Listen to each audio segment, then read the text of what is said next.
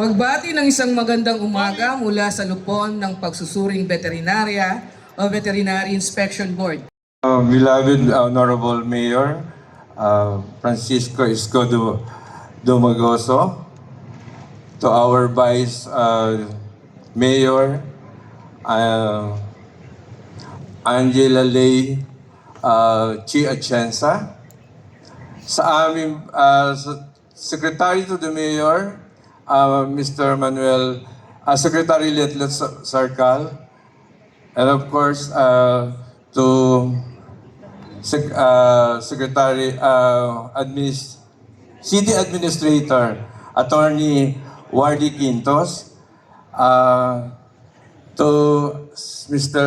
Cesar Chavez, our Chief of Staff to the Mayor's Office, sa mga mahal naming konsihal, at sa lahat ng directors ng different offices of Manila Government, and also to our visitors at sa lahat po ng aming mga ka-empleyado. Isang magandang umaga po. Pasensya na po kayo at sa aso at sa baka lang ako matapang. But standing here and speak to you, it's a challenge to me.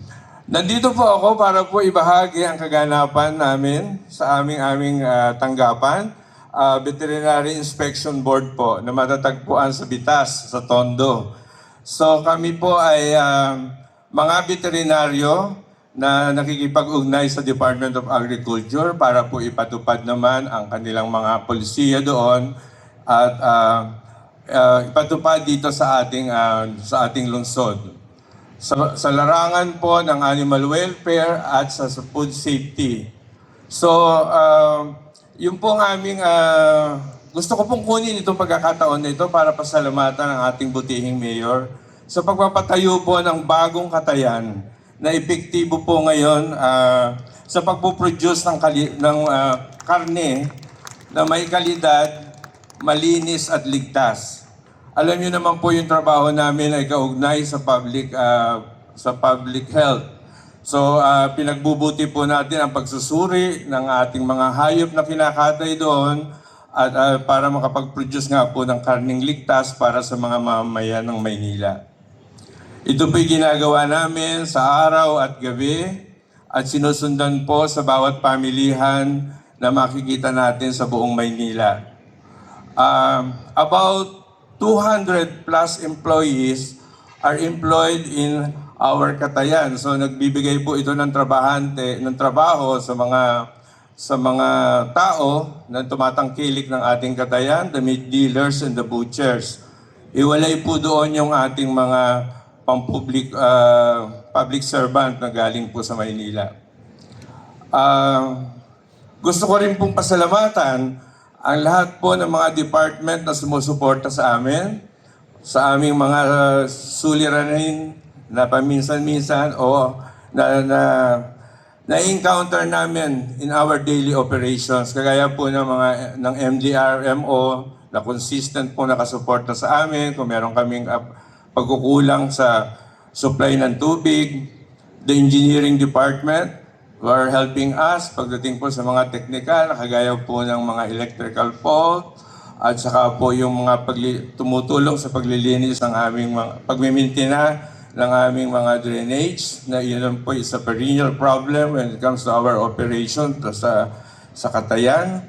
So sa Manila Health, pagbibigay po at pag-inspeksyon ng aming mga trabahante para po matiyak natin na ang ating mga meat handlers ay malusog at karapat-dapat na humawak ng pagkain. Dahil alam niyo naman po na it is our duty to na itaguyod po ang hindi lamang ang kapakanan ng hayop but also the public health.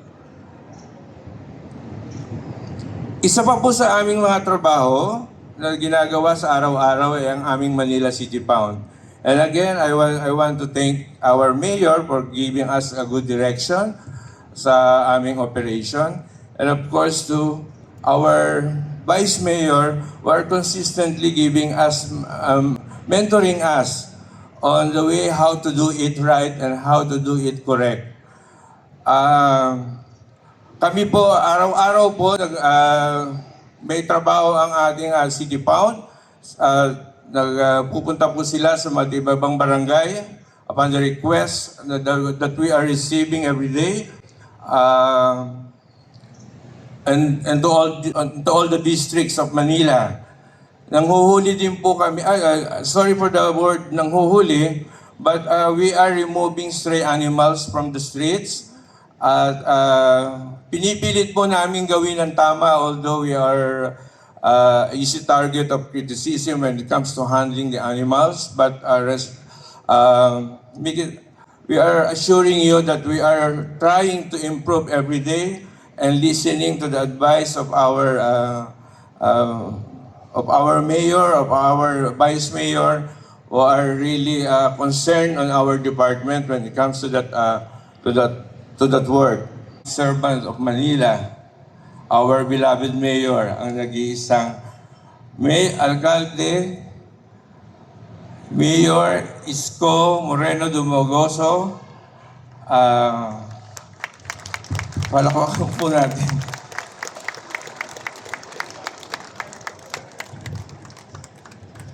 I'm nervous.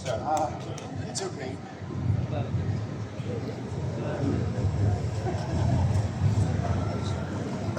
Maraming salamat, Director Diaz. Palakpakan natin si Director Diaz. Kaya kayo huwag kayong kukuha ng sambagay pagkatapos yung pagsawaan, pababayaan nyo na.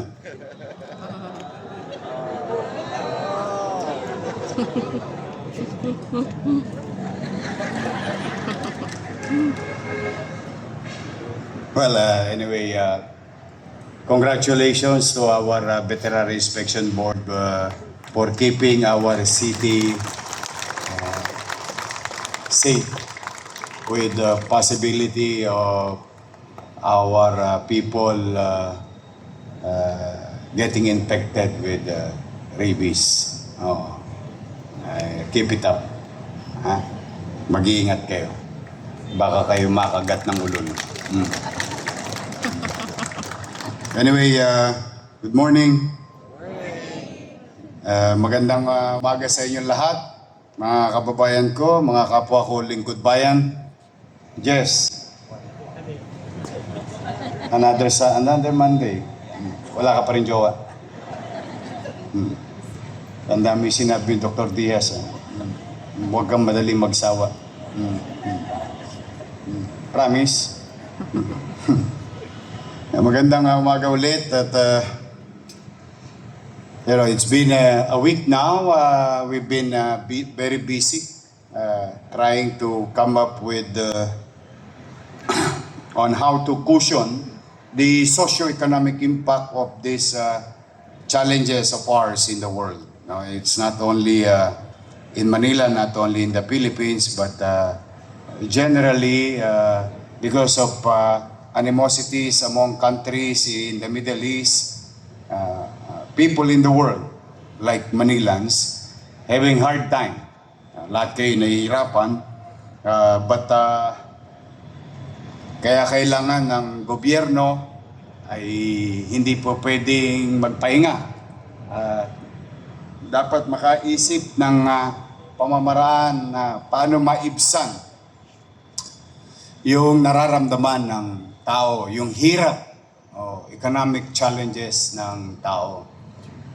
Paul and I, Jet, our city budget, and of course, Jonathan, we've been discussing things for the past so many days.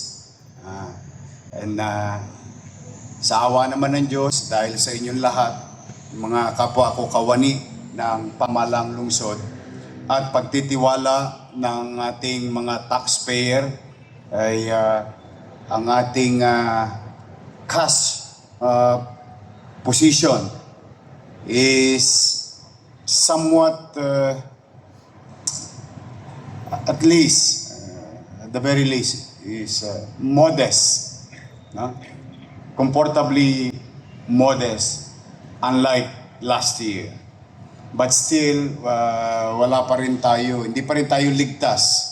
We really have to surgically choose or make decisions on what to prioritize in terms of expenditures so that we will achieve our goals and direction to have a better fiscal situation in the coming years of our lives serving the people at kung paano iingatan ang mga pananalapi na pinagkatiwala sa atin ng taong bayan. While we are comfortably making waves of efficiency in terms of expenditures and income, no? Thanks to you guys, but we have to face the music. Talagang ganyan. Hirap ang buhay ng tao. Kailangan maramdaman nila na may gobyerno sa lungsod ng Maynila. Now, having said that, I, your mayor, decided 10 days ago to come up with a plan. And I think that plan, I'm happy to share it to you. Our things that we're going to do to pumping the prime or stimulating pump priming. They call it pump priming in mga magagaling na ekonomista. And to do that is to create what you call the velocity of money going around our city. And tangible, tangan-tangan ng mamamayan. At para yun ay umikot sa ating mga nagninegosyo sa lungsod ng Maynila. You help your people cushioning the socio-economic impact and stimulating transaction sa mga nagninegosyo sa lungsod. It may be a simple term to some, but without money, it's just a dream. Ano lang yun? A textbook. But I am really happy to inform you, each and every one of you and your family and to the people of Manila. Today, the start of pumping the prime, or pump priming of our local economy in the city of Manila. And starting today, we will release to stimulate, to augment, to cushion our situation in the city of Manila amounting to 1.7 billion pesos. Ito po ay mga bagay na tustusin natin sa darating na mga panahon, obligasyon na darating pa sa mga ibang linggo. But this time is the right time to release it early so that kahit papano, hawak na ng tao, hawak na ng mga baranggayan. To my beloved, 208,148 mga minamahal kong senior citizen, we will release your first quarter 2026 early on instead of April.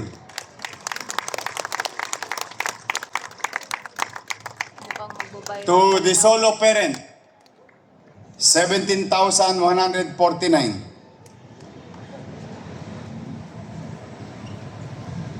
Persons with disability, 51,006. That's for adult. And persons with disability minor, 10,792 of them. with the total population is going to receive from March 17, 1st District and 2nd District, March 18, 3rd District and 4th District, March 19, 5th District and 6th District. 287,095 individuals in the city of Manila with a total amount of 427,849,000. To our barangays, 896 barangay. Usually, they will receive this by April, 5 days after the first quarter. But I'm happy to inform, and I hope you utilize this properly to augment, to supplement, to stimulate, to cushion the economic impact of our community members and families in the city of Manila. We are going to release, padala nyo na yung mga treasurer ninyo, the real property tax of November 2025 to December 2025, including collection derived from 2025 advance payment for 2026 amounting to 1,068,671,000. On top of your RPT early release, as I have committed to you last December during the Christmas party that we had, I always tell you that what is due to you will be given to you. Barangay clearances and certificate of October 2025 to February 2026 will also be released on top of your RPT.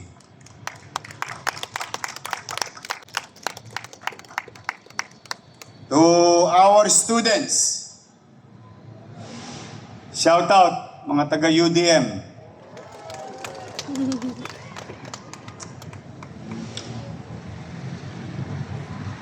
$9,174 students.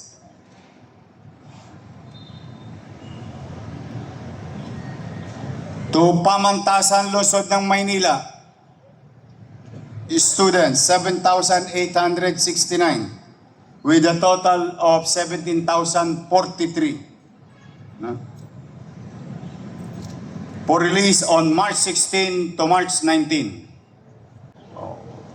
Pelma, maganda na kayo. I hope itong ating mga mag-aral, kahit pa paano may mabubunot sila para sa pamasahe man lang at baon. With total amount of 51,129,000.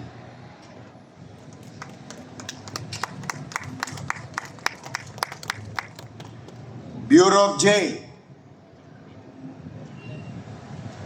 425. To our beloved public school teachers, with 11,490 of them. To Manila Police District, 4,510 of them, with a total of 16,425. Yung allowance ninyo January to March, makukuha nyo na amounting to 103,289,834. Start of release, March 16 to 19. To our hospital na Sampaloc, 327 of them. Santa Ana Hospital, 685. Jose Abad Santos General Hospital, 697. Gat Andres Bonifacio Hospital, 764. Hospital ng Maynila, 1,261. Hospital ng Tondo, 282. Manila Health Department, 2,479. With a total of 6,495 individuals, your PhilHealth sharing will be released from January to March of this year, amounting to 71 million pesos. This includes GEO and COS. To our senior high school students and Bureau of Fire, we're just awaiting for your payroll, and some of it arrived today. You will receive your January to March. Same thing with Bureau of Fire, amounting to 12,494,376. The total individuals, direct individuals,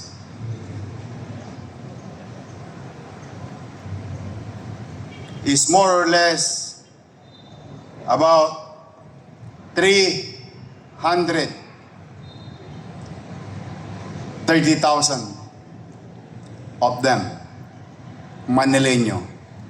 That is amounting to about 30% of our, 1.5%. 15% of our population. And most of these are the head of the family. That may, what you call trickling down effect.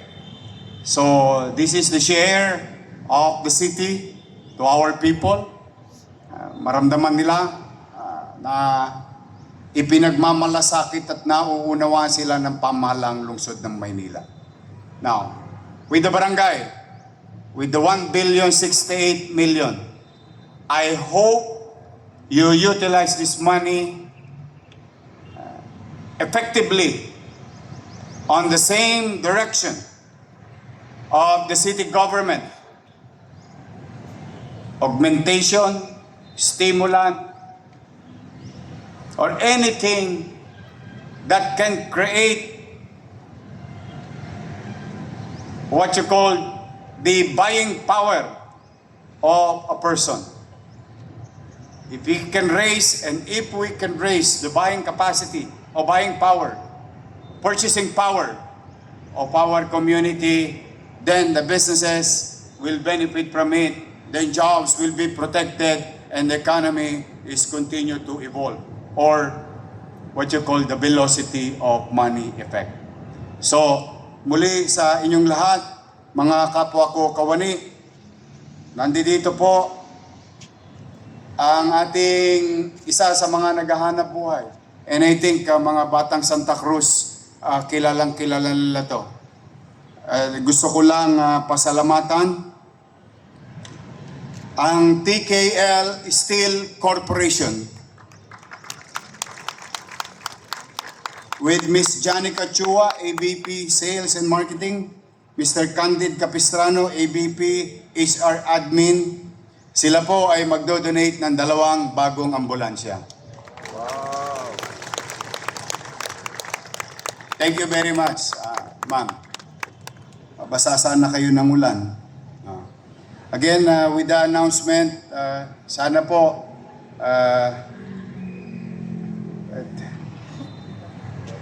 sana mapakinabangan talaga ng tao yung ating mga bagay na gagawin. Tomorrow, 3,700 plus effectively will receive 5,000 pesos from the national government under the office of the President, our tricycle drivers. I hope whoever that agency is implementing it should reach the 10,700 tricycle drivers. For whatever it is worth, I hope they can do it ASAP. Because in a crisis, as you all know, time is always of the essence. time is very valuable. Actions and timely actions is a very important key element in addressing a crisis situation. So sa ating mga tricycle driver, good luck bukas. At susunod na po na isumiti na rin namin yung listahan ng mga jeepney drivers. So, yan po mga kababayan, mga kapwa ko lingkod bayan ang ginagawa ng national government under the office of the President, Ferdinand Marcos Jr. at Executive Secretary Ralph Recto. Yang financial assistance sa transport group. But tayo naman, you already heard it, about 1.7 billion. At huwag kayong mag-alala, may sweldo pa tayo ng 3 months. Steady lang kayo. Huwag kayong kabahan. Di ba, Paul? Yes, boss. Ma-i-speak ka rito, Paul, pagka wala pampasweldo. Now, third, I would like to recognize the following group of people. The champion, District 2 Basketball Chairman Team, Coach Nano Reyes and team members. Asa sila? Congratulations. Champion kayo ng basketball. Ito po yung nakarang sports fest done by Liga ng Barangay. District 5, Basketball Kagawad Team, Coach Rara Lopez and team members.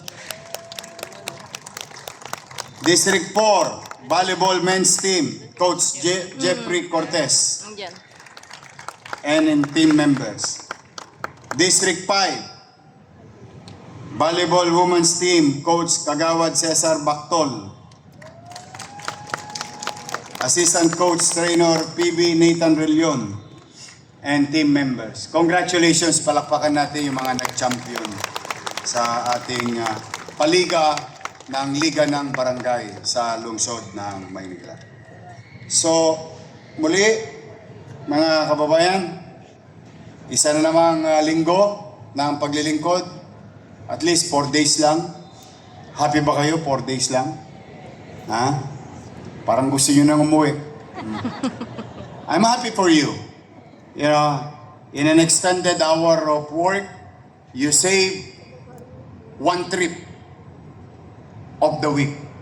That may cost money, whether it is gasoline or pamasahe. And second, 2 meals. You don't have to buy on a Friday outside of your household. Kung anong ulam sa bahay, yun na rin ang inyong kakainin. 3, you have more time with your family. Good for you. 4, you can sleep better, rest well, and fully energized on a Monday. Kaya, in a way, as I have been saying to your department head, sometimes you can utilize your adversity in your advantage. These are the challenges of our lives, and we can utilize it in our favor. So, dumidepende lang yan sa mindset ng tao or outlook sa buhay. But I think we've saved a lot of money already, and today is the report of the result of our initial action under Executive Order number 7. It's going to be reported by our department heads. And thank you for your cooperation. Sometimes it may take discomfort in the environment, in the working place or working area. But you know, katulad ng sinasabi ng mga nanay at tatay natin, na kapag maliit ang kumot, bumili ka ng bago. Pag maliit ang kumot, matutong mamaluktot. Sinabi sa atin yan ng mga magulang natin. For now, I would like to wish all of you safe and healthy. And thank you for excelling or doing your best to be of service to our people. Anyway, again and again, and I will not get tired of reminding anybody, all of you, ito ang pinakamasarap na trabaho. Nakakatulong ka na, may sweldo ka pa. And many are called, but you are chosen. And you are the chosen one to be of service to our people. So, magandang umaga at nawa ay gabayan kayo ng Panginoon Diyos ngayong linggong ito.